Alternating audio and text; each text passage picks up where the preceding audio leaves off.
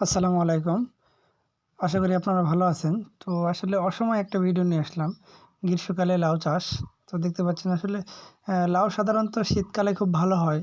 গ্রীষ্মকালে কতটুকুন হবে আসলে বলা যাচ্ছে না। কিন্তু গাছের যে পরিস্থিতি বা গাছের যে কন্ডিশন, তো সেক্ষেত্রে মনে হচ্ছে অনেক ভালো ফলন হবে আশা করা যাচ্ছে। তো এখনও মাত্র ফুল আসতে সবেমাত্র শুরু করছে আর ২-১টি করে জালি আসতেছে। আর বর্তমান যে আবহাওয়ার যে প্রচুর যে এখন যে রোদ আর আবহাওয়ার কারণে শীতকালীন সবজি লাউ যেহেতু এবার প্রথম চাষ করা হয়েছে, এর আগে কখনো করি নাই শীতকালীন সবজি। এই লাউ চাষ শীতেই খুব ভালো হয়।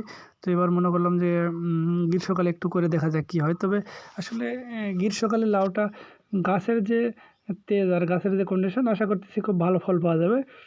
বাজার মূল্য কেমন হবে সেটাও জানা যাচ্ছে না। তবে দেখা যাক ইনশাআল্লাহুল আজিজ কতদূর কী করা যায়। তো আমি একটু যদি ভিতরে দেখাই যে ২-১টা করে জালি বড় হয়েছে। আর এখনকার আবহাওয়াটা কিন্তু অনেক প্রখর। আজকে যে বর্তমান যে আবহাওয়া যাচ্ছে, অনেক রোদ। মানে এত রোদ, রোদের কোনো ইয়ে নেই আরকি। বাইরে বেরোনো যাচ্ছে না। তো আশা করি খুব ভালো ফল হবে গ্রীষ্মকালীন সবজি। গ্রীষ্মকালীন সবজি এটা আবার।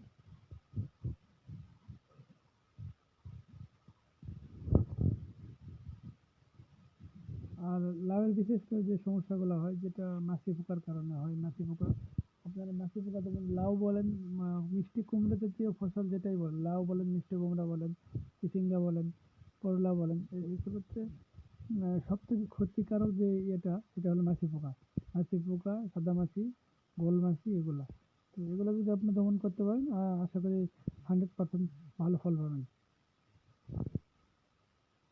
এই দেখেন কত গাছগুলো সুন্দর হয়েছে। মনে হচ্ছে যে শীতকালে যে আমরা লাউটা লাগাইছিলাম, আর এখন যে গাছের মনে হচ্ছে গাছ তার থেকে মনে হচ্ছে বেশি সুন্দর। এই দেখেন।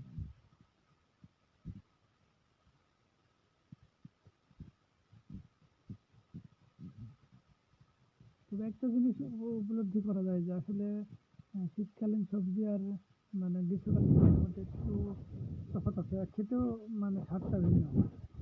যে সবজি শীতকালে যেটা আপনার খেতে মানে সুন্দর লাগে, কিন্তু গ্রীষ্মকালে সেই সবজিটা খেতে অতটা ভালো লাগে না।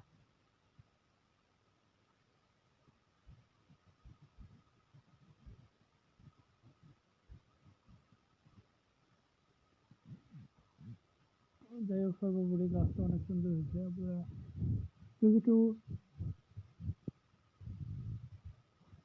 লাউ নিতে চান অবশ্যই আমাকে ইনবক্স করবেন, আপনাদেরকে পাঠিয়ে দেবো।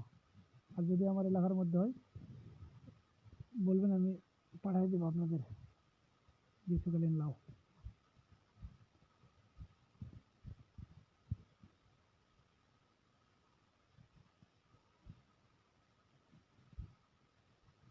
লাউ চাষটা খুবই লাভজনক। গত এবছরও শীতকালে খুব ভালো লাভ হয়েছিল, লাউয়ের ফলনও হয়েছিল।